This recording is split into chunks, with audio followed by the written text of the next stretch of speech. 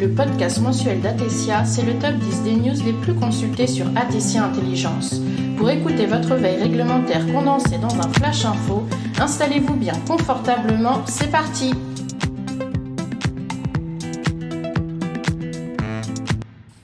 Bonjour à tous, nous initions ce mois-ci notre série de podcasts mensuels d'actualité réglementaire. Vous pourrez le retrouver dans notre newsletter Top 10, mais aussi sur notre chaîne YouTube. Nous commençons avec 2 parutions d'avril 2022 concernant les recherches impliquant la personne humaine, RIPH. Dans le cadre de l'entrée en vigueur le 31 janvier du règlement européen sur les essais cliniques, CTR, la NSM a complété ce mois-ci son avis aux promoteurs avec la publication des parties 5 et 6.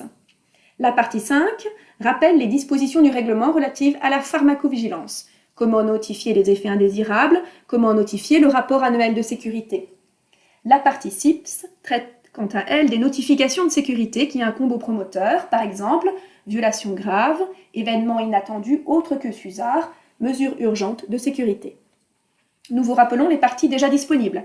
La partie 1, dispositions générales, la partie 2, demande d'autorisation initiale, et la partie 3, demande d'évaluation partielle et ajout d'États membres. La partie 4, sur les modifications substantielles et autres modifications, est-elle toujours en cours d'élaboration. Nous restons sur le thème des essais cliniques avec une autre parution. La version 6 du document questions-réponses de la Commission européenne sur le règlement CTR. 3 nouvelles questions sont ajoutées.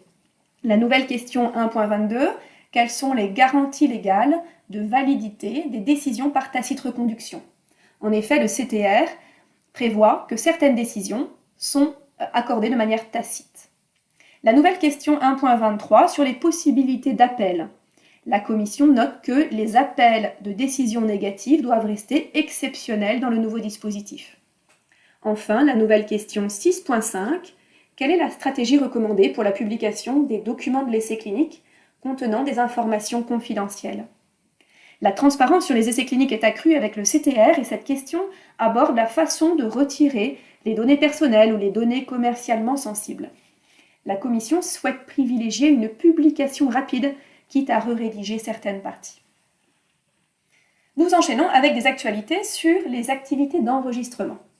Ce mois-ci, la NSM a diffusé un nouveau formulaire de demande d'abrogation d'AMM ou d'enregistrement. Il doit être rempli par les titulaires qui demandent à titre volontaire une abrogation d'AMM et envoyé par mail.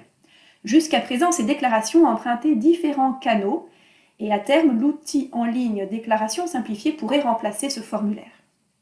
Ce formulaire est bien distinct de celui de la Sunset Clause, qui concerne les médicaments non commercialisés en France dans les 3 années qui suivent la délivrance de l'AMM ou qui ne sont plus commercialisés depuis 3 années consécutives. L'AMM est alors caduque de plein droit.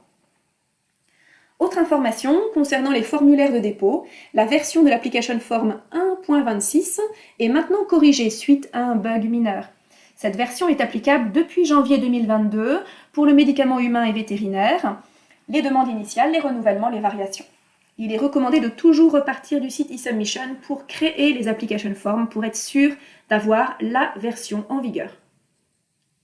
Ensuite, une nouvelle importante, nous l'attendions, l'arrêté fixant la première liste de médicaments pouvant faire l'objet de groupes inscrits au registre des groupes hybrides. Il est paru au journal officiel du 14 avril. Cela fait suite à un décret de 2019 qui avait créé le registre des hybrides et décrit les procédures d'inscription. Les premières spécialités pouvant être inscrites au futur registre sont celles relevant des classes ATC R03A, médicaments pour les maladies obstructives des voies respiratoires de type adrénergique, et R03B, autres médicaments en inhalation pour les maladies obstructives des voies respiratoires. Ce registre est distinct du répertoire des génériques et de la liste des biosimilaires. Nous attendons maintenant les décisions du directeur général de la NSM qui désigneront les médicaments qui formeront des groupes hybrides pour cette aire thérapeutique. Concernant les biosimilaires cette fois, les médicaments à base des substances biologiques filgrastim et pellfilgrastim sont maintenant substituables par le pharmacien d'officine. Un arrêté du 12 avril a inscrit ces 2 groupes similaires comme pouvant être substitués par le pharmacien. Pour rappel, la loi de financement de la Sécurité sociale 2022 a prévu un nouveau cadre d'exercice pour la substitution des médicaments au sein des groupes biosimilaires. Pour ces groupes, le pharmacien peut délivrer par substitution au médicament biologique prescrit, un médicament biologique similaire du même groupe, c'est une première. Parlons maintenant de l'accès précoce et compassionnel français, tel que nous le connaissons depuis le 1er juillet 2021. Nous disposons désormais d'un tout nouveau template de convention unique qui a été publié sous la forme d'un arrêté du 15 avril comme cela était prévu. Ce modèle s'inspire de celui en vigueur pour les essais cliniques qui a été révisé en mars. Il est applicable aux autorisations d'accès précoce, aux autorisations d'accès compassionnel de type très précoce et au cadre de prescription compassionnelle.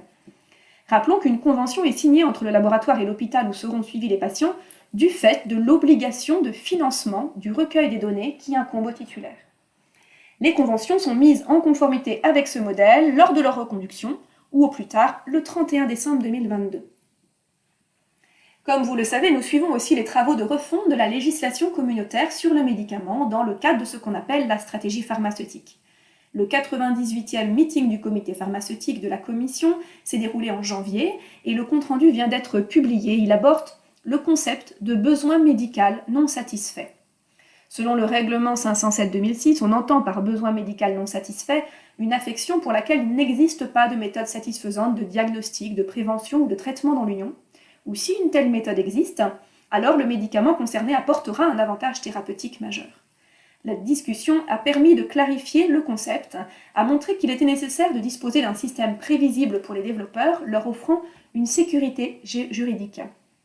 Les aspects opérationnels clés ont été discutés, notamment la capacité potentielle versus la capacité démontrée à répondre à un besoin médical non satisfait. Un point de market access maintenant. Un avenant à l'accord cadre de mars 2021 a été signé ce mois-ci entre le CEPS et le LEM. Il modifie spécifiquement la procédure de fixation de prix pour les médicaments orphelins. L'article 15 est réécrit. Les conditions de prix de médicaments orphelins sont négociées selon leur niveau d'ASMR, notamment pour les indications d'ASMR 1 à 4, les comparateurs servant à déterminer le prix doivent posséder une AMM et, s'il s'agit de médicaments chimiques, être un princeps non génériqué et, s'il s'agit de médicaments biologiques, un biologique de référence non biosimilarisé. Enfin, concernant la négociation des conditions de prix, les entreprises pourront désormais solliciter une audition par le comité d'un ou plusieurs experts médicaux identifiés, notamment dans le plan maladie rare à travers les centres de référence. Nous terminons par la saga des nitrosamines que nous continuons de suivre. L'Agence européenne et le CMDH ont mis à jour ce mois-ci le document de questions-réponses destiné aux titulaires d'AMM et relatif aux impuretés nitrosamines. Pour rappel, la première version de ce document date d'août 2020 et il a pour but d'aider les titulaires d'AMM à mettre en œuvre les conclusions de la procédure en référé 5.3 sur les impuretés nitrosamines. Cette 8e révision est intéressante car elle concerne une actualisation des données concernant les causes racines et les facteurs de risque de contamination par les nitrosamines. Elle traite aussi de la politique en matière de tests de confirmation et des exigences en matière de dossier. Nous vous annonçons d'ailleurs en avant-première que notre prochain Lunchwork VIP réservé à nos abonnés aura lieu le 11 mai prochain sur le thème des nitrosamines. Nous traiterons des dernières étapes à réaliser en vue du respect des deadlines pour les médicaments chimiques et biologiques. Ce Flash Info touche à sa fin, nous vous retrouvons le mois prochain. D'ici là, retrouvez toute l'actualité réglementaire sur le site d'Atesia Intelligence. À bientôt!